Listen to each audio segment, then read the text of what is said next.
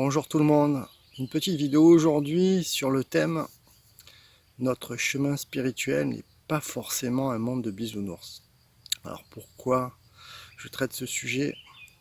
D'abord c'est à titre individuel puisque depuis 2016 et ce qu'on appelle l'éveil de conscience que j'ai fait, tu te rends compte en fait que quand tu t'éveilles, forcément tu es amené à rencontrer d'autres personnes, à faire d'autres chemins, et la première réaction que tu peux avoir, c'est une forme de naïveté et te dire que parce que tu vas vers un chemin spirituel, forcément tout va être tout beau, tout brillant, tout magnifique et les gens vont être forcément dans le cœur.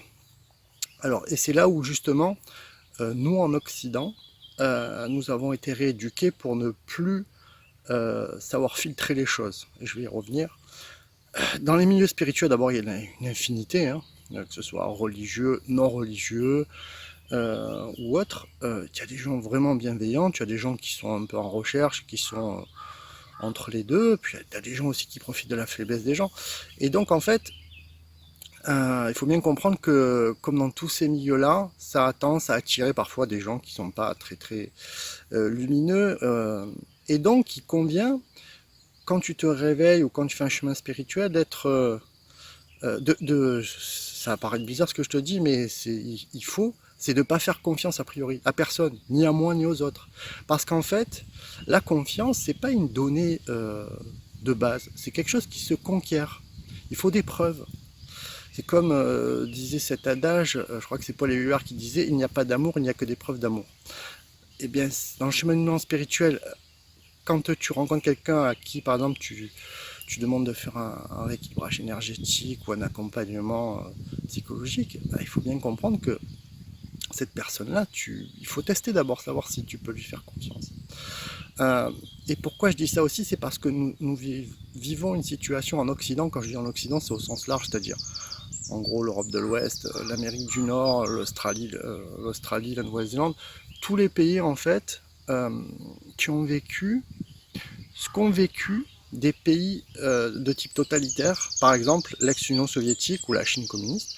Eh bien nous on a vécu la même chose, sauf que nous, la plupart de la population, on s'en est pas rendu compte. C'est-à-dire que on vit dans un régime en fait où on supprime petit à petit tous tes réflexes d'autodéfense. Dans les régimes totalitaires, comment on s'y prend pour rendre les gens tout doux et qui ne puissent pas se défendre face aux attaques du régime? Eh bien, on s'attaque toujours d'abord en haut, on attaque par le haut, on détruit tous les principes spirituels. C'est ce qu'on a fait en Occident, en Europe.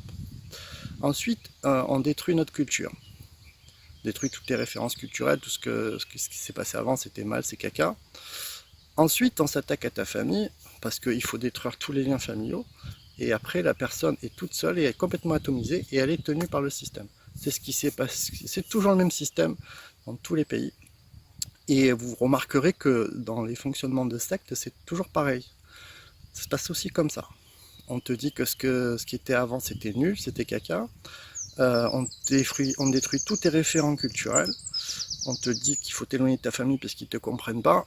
Et du coup, tu t'es tout seul et tu es une proie plus facile. Donc, ce que je voudrais suggérer et faire comprendre, c'est que le cheminement spirituel n'est pas un monde arc-en-ciel peuplé de bisounours qui sautillent au bord des lacs. Il y a de tout. Et ça nous envoie aussi parfois des expériences difficiles, dures, mais qui nous disent le cheminement sur Terre, parce que sur Terre c'est difficile, c'est une terre très dense, donc beaucoup de gens vivent sur le mode de la peur. Et c'est la peur qui génère les guerres, les conflits, la haine, la colère, tout ça. Donc il faut d'abord travailler sur soi, mais il faut aussi comprendre qu'en face, beaucoup de gens, en fait, même monsieur, madame, tout le monde, sont pas forcément toujours bienveillants avec vous, parce que eux-mêmes, ils traînent avec eux pas mal de casseroles et de sacs difficiles. Donc, j'aimerais tant que beaucoup de gens qui font des cheminements spirituels aussi prennent conscience que oui, peut-être que dans 10, 20, 30 ans, ou même avant, le monde sera formidable, qu'on sera tous en 5D, sauf que pour l'instant, c'est pas le cas, et que même si chaque personne vit un chemin différent, c'est pas en proclamant que le monde est formidable qu'il le devient.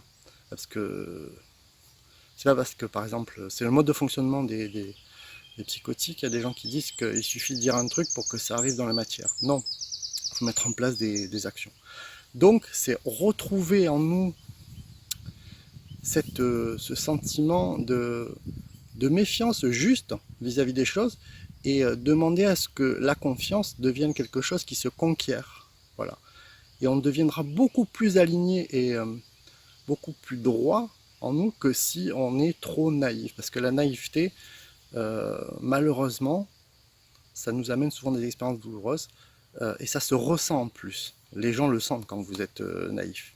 Donc voilà, cheminement spirituel, c'est pas un monde de bisounours, c'est un monde qui peut être formidable. Moi j'ai fait des rencontres magnifiques et je continue à en faire.